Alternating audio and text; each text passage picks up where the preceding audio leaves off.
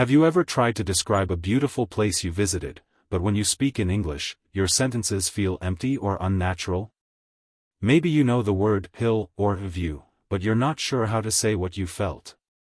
That's because learning English is not just about knowing vocabulary. It's about using language to express your real experiences. One of the best ways to learn English is through stories. They help you see how grammar and vocabulary work together in real situations.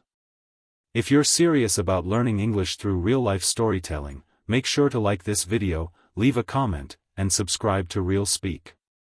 The morning was still and gray when Layla zipped up her jacket and stepped outside. The air was cold but clean, and the quiet streets of Edinburgh felt like a secret. She had heard that there were hills where you could see the whole city from above, and that's exactly what she wanted to do. No maps. No tour guides. Just her shoes, the wind, and the climb. She walked slowly through the narrow lanes, passing stone buildings and quiet doorways. Her boots echoed against the pavement as she moved uphill, following a path that twisted gently past old trees and low stone walls. The hill wasn't steep, but it was long. She didn't mind.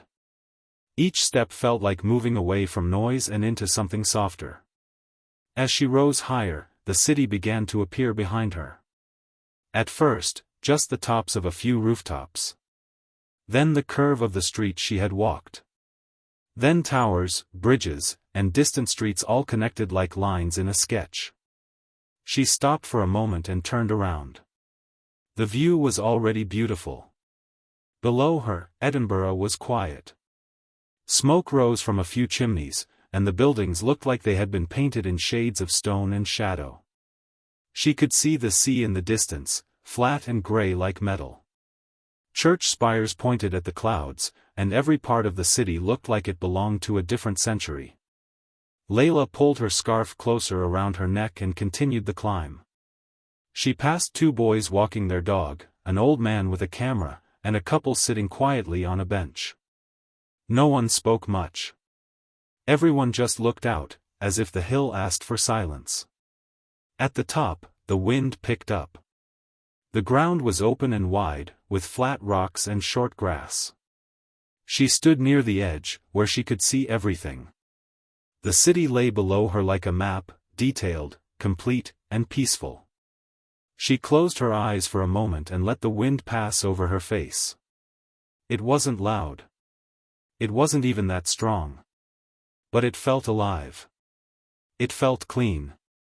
Opening her eyes again, she took a slow breath. She had nothing to prove. No pictures to post. No rush to get back. Just that view. That moment.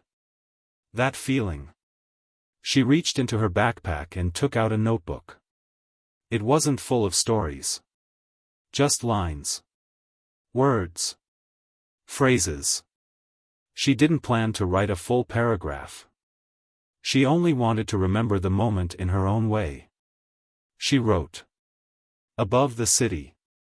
Wind in my hair. Stone under my feet. Silence everywhere. Everything gray and beautiful.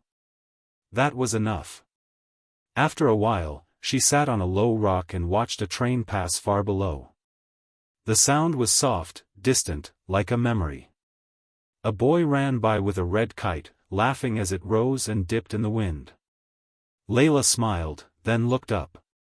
The clouds were moving faster now, opening just a little to let a line of light shine over the hills. The light touched the tops of the buildings first, then the castle in the distance, then the rooftops all around. It wasn't dramatic.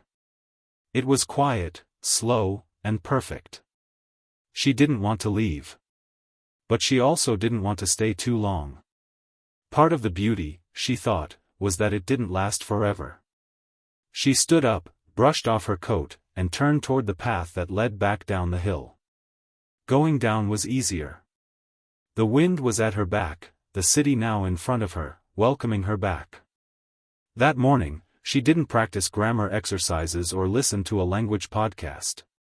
But she lived something in English. She thought in English. She noticed in English. And that changed everything. In today's story, we explored real-life expressions like, zipped up her jacket, followed the path, stood near the edge, and wind at her back. These phrases are often used in both speaking and writing. We also practiced the past simple tense in a natural context with verbs like walked, stopped, watched, and wrote. Prepositions like above, below, around, and through helped describe place and direction clearly. We share new stories every day to help you experience English in a real, emotional way. If this story helped you, please like the video, subscribe to RealSpeak, and leave a comment with your favorite part or expression. See you in the next video.